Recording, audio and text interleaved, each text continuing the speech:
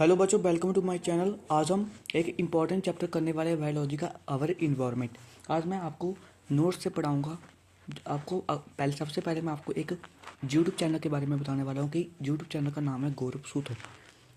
गौरव सूत्र सर है, वो अपने यूट्यूब चैनल पर अच्छे अच्छे नोट्स के अपलोड कर रहे हैं। आप उनके चैनल पर जाके वो नोट्स को डाउनलोड कर सकते हो। सभी सब्जेक्ट के वो नोट्स डाउनलोड कर रहे हैं। अब हम गौरव सूत्र सर ने इन्वायरमेंट के नोट्स अपने चैनल पर अपलोड किए थे, तो आज मैं आपको उनके नोट्स से ही आपको अवर इन्वायरमेंट चैप्टर की रिवीजन करवाने वाला हूँ। इस वीडियो में 1 शॉर्ट वीडियो होगी, पूरा चैप्टर हम इस वीडियो में ख़त्म करने वाले हैं बच्चों। तो मैं उनकी लिंक आपको डिस्क्रिप्शन में दे दूँगा, तो बच्चों आप उनके नोट्स को डाउनलोड कर सकते हो। तो हम वीडियो को अभी शुरू करते हैं। फर्स्ट सबसे पहले आता है our environment. All the biological plants, animals, micro organism and physical soil, water, air, sunlight surrounding around us create our environment. कि कोई सारे बायोलॉजिकल प्लांट हो गए, एनिमल हो गए, माइक्रो ऑर्गेनिज्म हो गए, बैक्टीरिया, फंगी और physical soil, water, air, sunlight कि हमारे सराउंडिंग में आसपास होते हैं, वो क्या करते हैं, इन्वायरमेंट को क्रिएट करते हैं। अगला टॉपिक आता है इकोसिस्टम। इकोसिस्टम क्या होता है? All the interacting organism in area together with non living constituent of the environment form an ecosystem. कि सारे इंटरेक्टिंग ऑर्गेनिज्म उसी एरिया में क्या करते हैं, नॉन लिविंग कॉन्स्टिट्यूएंट से मिलते हैं। नॉन लिविंग मतलब प्लांट, सॉइल, एयर, वाटर, इनके साथ इंटरेक्ट करते हैं इन्वायरमेंट में, वो क्या करते हैं, इकोसिस्टम को फॉर्म करते हैं। अगला टॉपिक है टाइप्स ऑफ इकोसिस्टम। कि डिफरेंट टाइप्स के इकोसिस्टम होते हैं। पहला होता है नेचुरल इकोसिस्टम, दूसरा होता है आर्टिफिशियल इकोसिस्टम। नेचुरल इकोसिस्टम क्या होता है? It exist in nature without any human interference. वो हमारे नेचर में पाए जाते हैं कोई भी ह्यूमन इंटरफेरेंस के बिना। एग्जाम्पल हो गया pond, river, forest. Pond, river, forest human made नहीं है, तो हमारे नेचर में पहले ही पाए जाते थे, इसलिए हम इसको नेचुरल इकोसिस्टम के अंदर ले आते हैं। आगे है artificial ecosystem. Artificial ecosystem made by the humans for their on interest.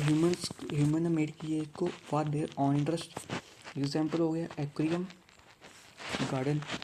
Artificial ecosystem किसने बनाया? मेड बाय ह्यूमन ने बनाया अपने इंटरेस्ट के लिए। एक्वेरियम, गार्डन ये ह्यूमन मेड है, ह्यूमन ने इनको बनाया है। ये आर्टिफिशियल इकोसिस्टम हो गया। अगला है कॉम्पोनेंट्स ऑफ इकोसिस्टम। एक है बायोटिक कॉम्पोनेंट्स, दूसरा है एबायोटिक कॉम्पोनेंट्स। बायोटिक कॉम्पोनेंट्स होता है living components, abiotic components non living components. Biotic components मतलब कि वो लिविंग कॉम्पोनेंट्स है, और एबायोटिक मतलब नॉन लिविंग। लिविंग कॉम्पोनेंट्स में क्या आता है? All the living organism of a certain area like plant, animal, human, microbe etcetera. Living biotic components में ह्यूमन बींग्स आते हैं, प्लांट्स आते हैं, एनिमल्स आते हैं, माइक्रोब से सारे बायोटिक कॉम्पोनेंट्स के अंदर आते हैं। एबायोटिक होते हैं नॉन लिविंग, वो लिविंग नहीं होते।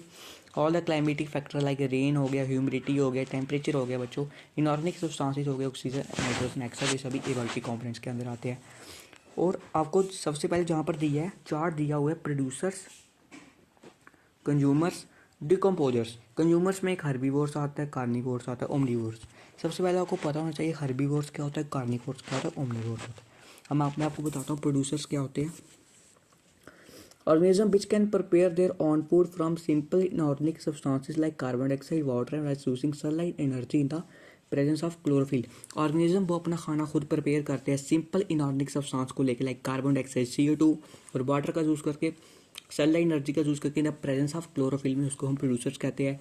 Example green plants, certain blue green algae. Green plants क्या करते हैं, अपना खाना खुद प्रिपेयर करते हैं, और ब्लू ग्रीन वो प्रोड्यूसर में आए, और ब्लू ग्रीन एल्गी भी प्रोड्यूसर में आते हैं। आगे है कंज्यूमर्स। तो कंज्यूमर्स किसको बोलते हैं? Those organism which consume food prepare by the producer as consumer.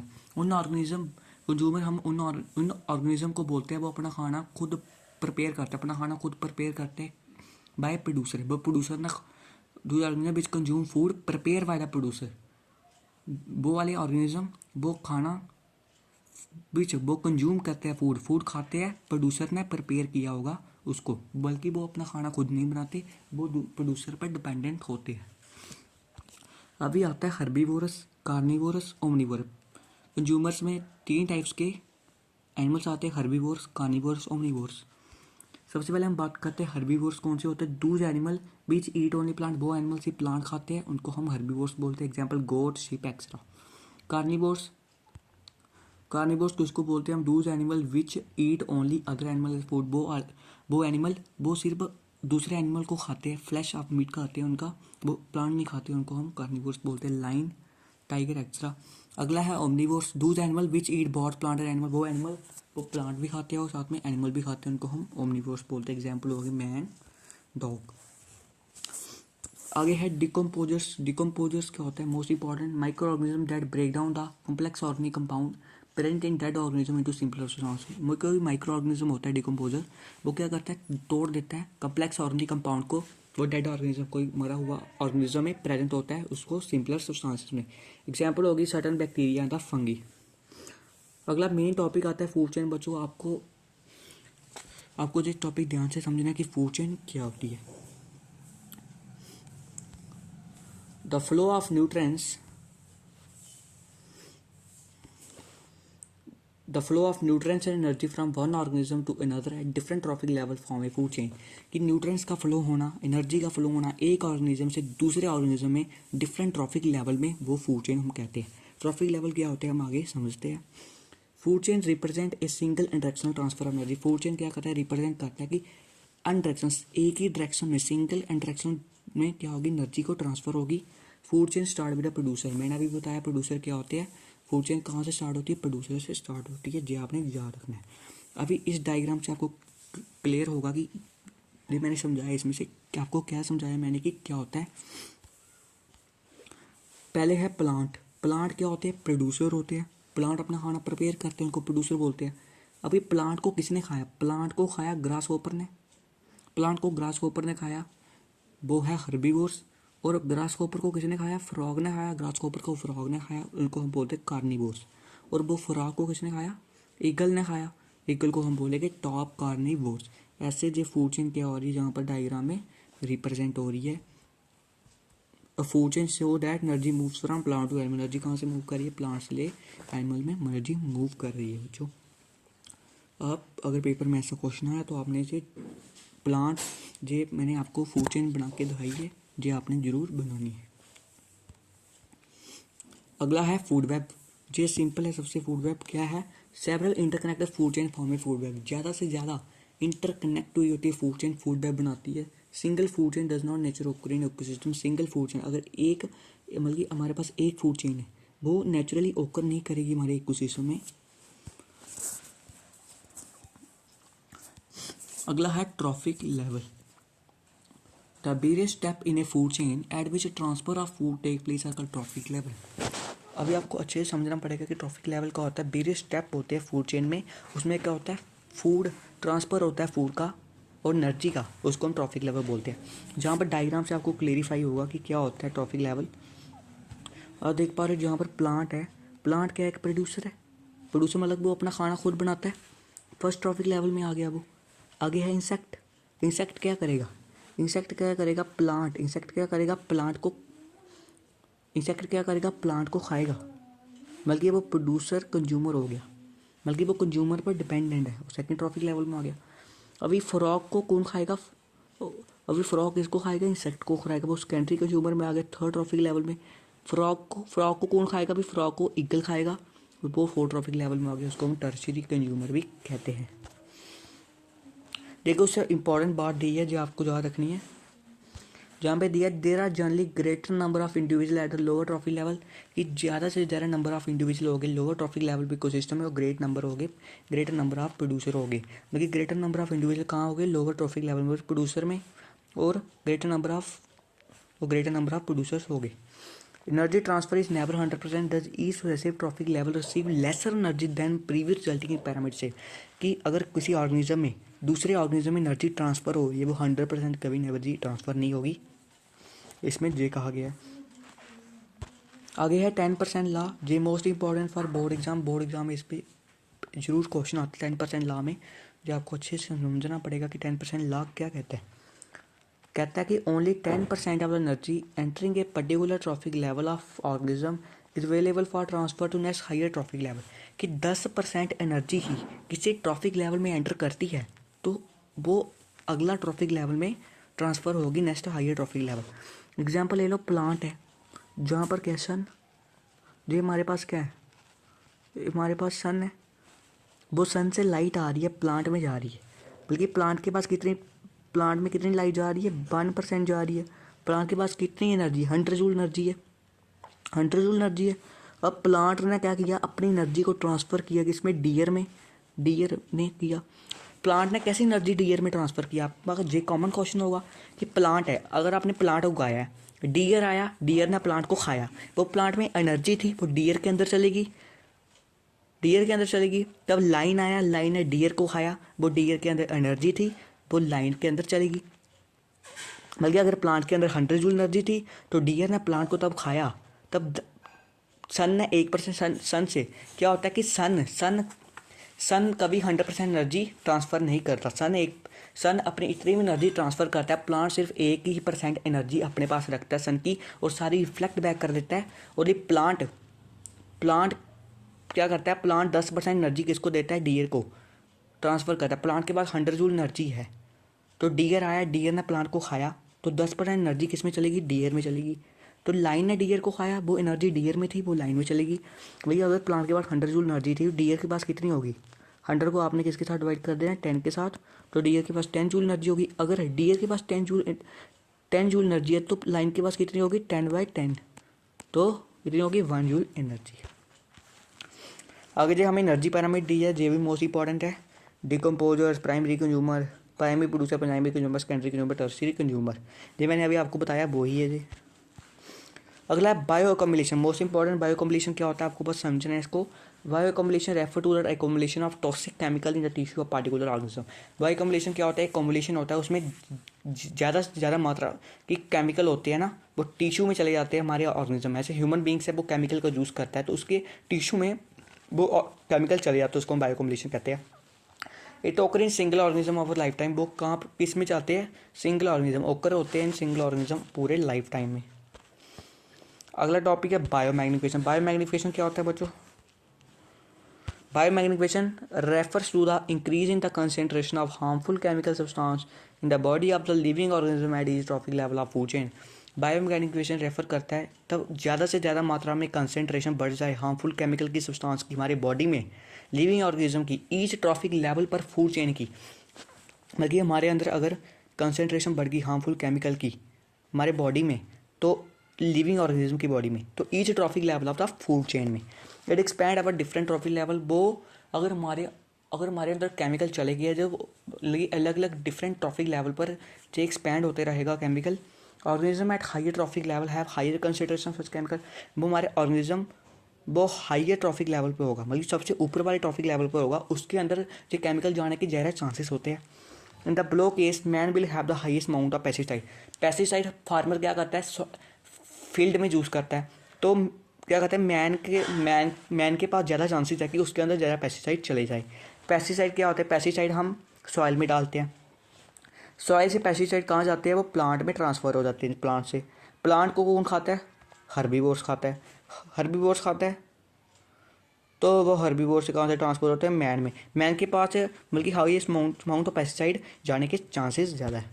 आगे है how do our activity affect the environment, कैसे हमारी एक्टिविटीज़ पूरे इन्वायरमेंट को इफेक्ट कर रही है। पहला है ozone layer depletion. Ozone molecule is made up of 3 atom of oxygen combined together O3।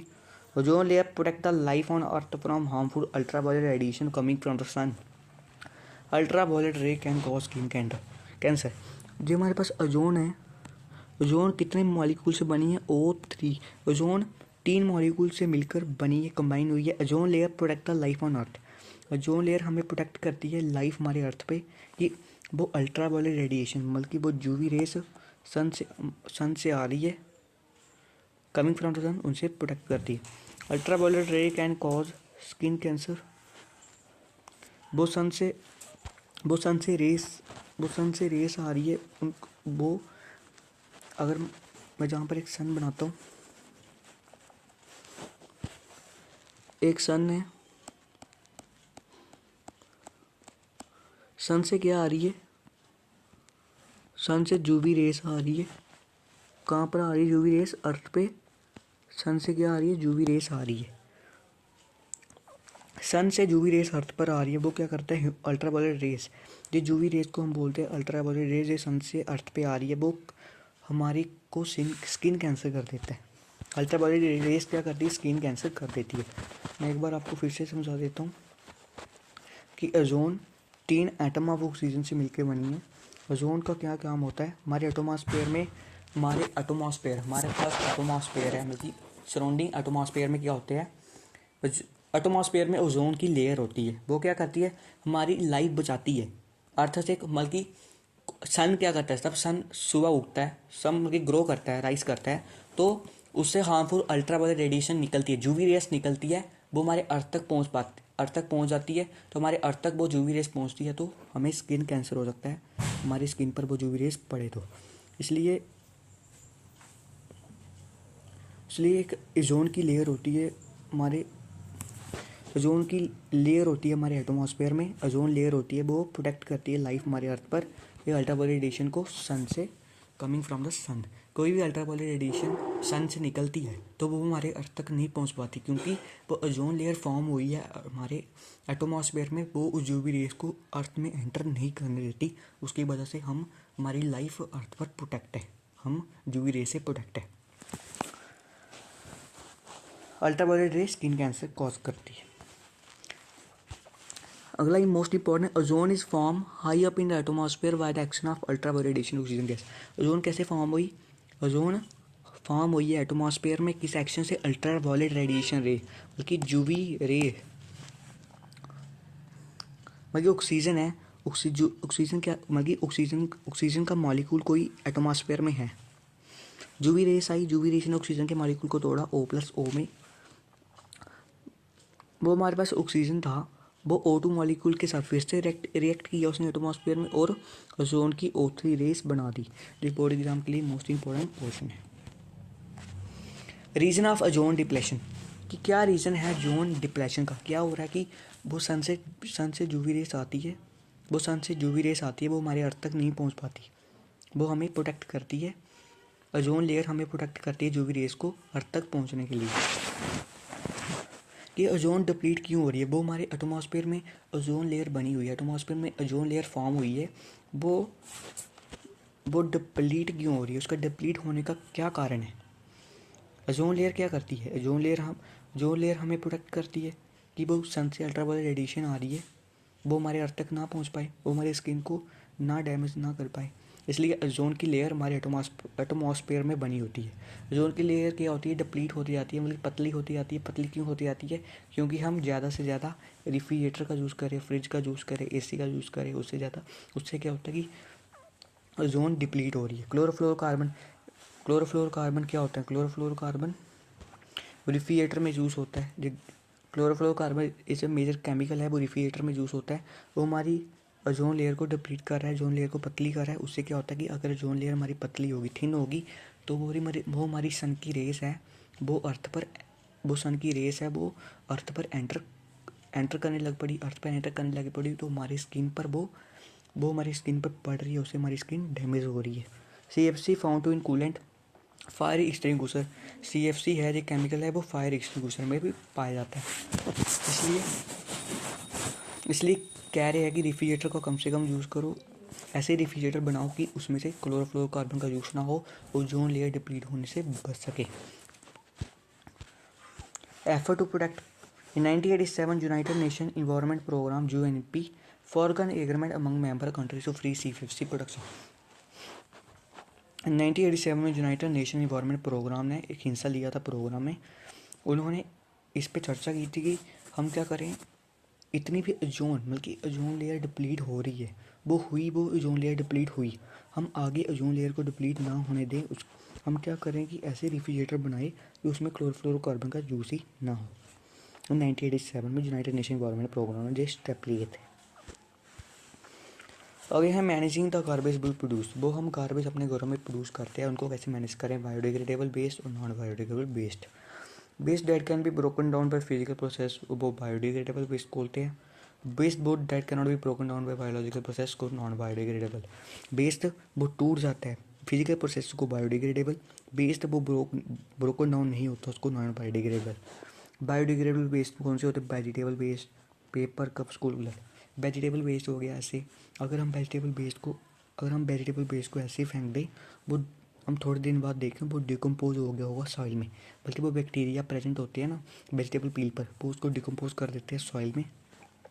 ऐसे पॉलीथीन बैग हो गया, ग्लास, वो डिकम्पोज नहीं होता। अगर आपने पॉलीथीन बैग लिया है, उसको आपने फेंक दिया सॉइल में, अगर आपने उसको सॉइल में फेंक दिया तो वो ऐसे का ऐसे ही रहेगा, वो डिकम्पोज नहीं होगा, क्योंकि उस पर बैक्टीरिया क्या करेगी, फीड नहीं कर पाएगी उस पर बैक्टीरिया, तो वो डिकम्पोज नहीं होगा।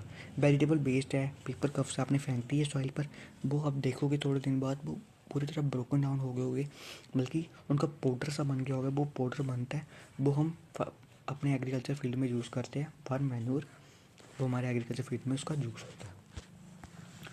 आगे मैनेजमेंट कैसे हम मैनेज करें? डिस्पोजल मेथड में आता है landfill, incineration, composting, sewage treatment, recycling. कि बड़े सारे स्टेप है डिस्पोजल मेथड के। लैंडफिल कर लिया, इंक्रीनेशन कर लिया, composting, the sewage treatment, recycling etcetera. Effort on individual level, reduce cycle, वो हमारे पास वेस्ट आया है उसको हम रिड्यूस करें, फिर से उसका यूज़ करें, रिसाइकिल करें। Proper based disposal method should be follow, बल्कि disposal method, proper based disposal method को हम फॉलो करें। Use of clay made cups, paper cups और प्लास्टिक कप्स। हम क्ले के कप्स बनाएं, पेपर कप्स बनाएं, कि प्लास्टिक के कप्स ना बनाएं। प्लास्टिक के कप क्या होते हैं, डिकम्पोज नहीं होते, तो हम इनके कप का यूज़ करें। Cloth jute paper cup should भी यूज़, क्लोथ हो गया, जूट हो गया, पेपर कप को हम यूज़ करें। इससे हम मैनेजमेंट कर सकते हैं, अपने इन्वायरमेंट को प्रोटेक्ट कर सकते हैं। बच्चों इस वीडियो में इतना ही था। मैंने आपको जो पूरा चैप्टर एक वन शॉर्ट वीडियो में रिवाइज करवा दिया। तो मैं इन नोट्स की लिंक आपको डिस्क्रिप्शन बॉक्स में दे दूँगा, आप इन नोट्स को डाउनलोड कर सकते हो। और यूट्यूब चैनल का नाम है गौरव सूतर, आप उनके चैनल को प्लीज़ सब्सक्राइब कर लीजिए।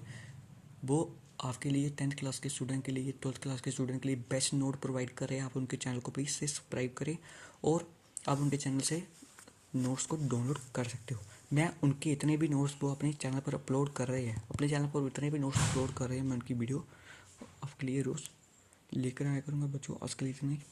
आपको वीडियो से लगे तो वीडियो को प्लीज़ लाइक, सब्सक्राइब और शेयर करना ना भूलें।